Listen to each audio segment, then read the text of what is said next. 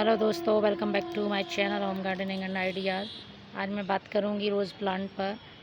रोज़ plant में यदि आपका रोज़ प्लांट बहुत ही ज़्यादा पुराना है तो उसकी केयर आपको कैसे करनी है, क्योंकि नए रोज़ प्लांट और पुराने रोज़ प्लांट में केयर में थोड़ा सा फ़र्क होता है।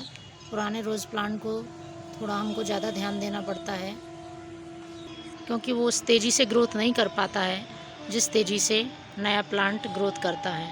और नए प्लांट की ग्रोथ बहुत ज़्यादा जल्दी हो जाती है, लेकिन पुराने को हमें ज़्यादा केयर देनी पड़ती है। तो इसके लिए हमें कुछ बातों का ध्यान रखना पड़ेगा, जिससे कि आपका पुराना प्लांट भी जो है वो सालों चलता रहे। आप जो ये प्लांट देख रहे हैं वो काफ़ी पुराना है। तकरीबन मेरा 10 से 12 साल पुराना प्लांट है। और ये रोज़ प्लांट यूं ही फ्लावर दे रहा है जैसे कि कोई नया प्लांट देता है।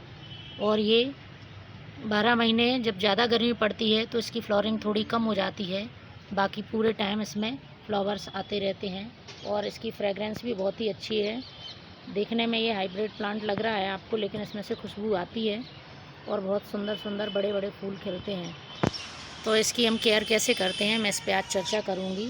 आप इसकी नीचे मिट्टी देखिए और इसकी ये ब्रांच देखिए कितनी पुरानी हो गई हैं। आप इसको देख सकते हैं, इससे आप अंदाज़ा लगा सकते हैं कि ये कितना पुराना रोज़ प्लांट होगा।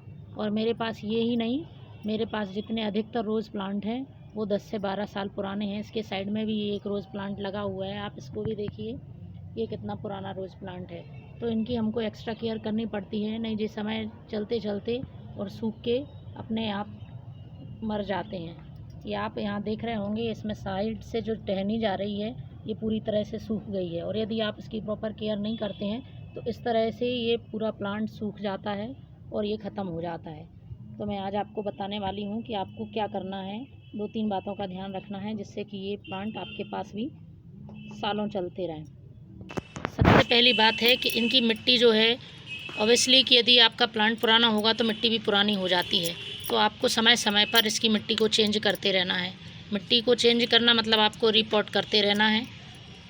तो पहला काम तो आप ये करें, वही मिट्टी ना रहने दें, क्योंकि उस मिट्टी में न्यूट्रिशन जैसे जैसे समय बढ़ता जाता है उसमें ख़त्म होते जाते हैं। और हम उसमें यदि फर्टिलाइज़र मिलाते जाते हैं तो मिट्टी उतनी ग्रोथ नहीं दे पाती है प्लांट्स को जितनी देनी चाहिए। तो आप कोशिश करें कि इसे साल भर में 2 साल में पूरी मिट्टी इसकी चेंज कर दें और इसमें नया सोयल मिक्स तैयार करके डालें। आप देखेंगे कि मेरे पास क्यारी में भी प्लांट लगे हैं, ये सारे रोज़ प्लांट हैं। और ये छोटे छोटे प्लांट नहीं हैं, ये काफ़ी बड़े पेड़ जैसे प्लांट हो गए हैं। आप देखिए, स्टेम देखिए कितना मोटा स्टेम हो गया है। तो मैं इनको सबसे पहले इनकी मिट्टी का ध्यान रखती हूँ कि इनकी मिट्टी, यदि अब क्यारी में लगा हुआ है, पॉट में लगा है तो आसानी से मिट्टी चेंज कर सकते हैं, लेकिन क्यारी में पॉसिबल नहीं है।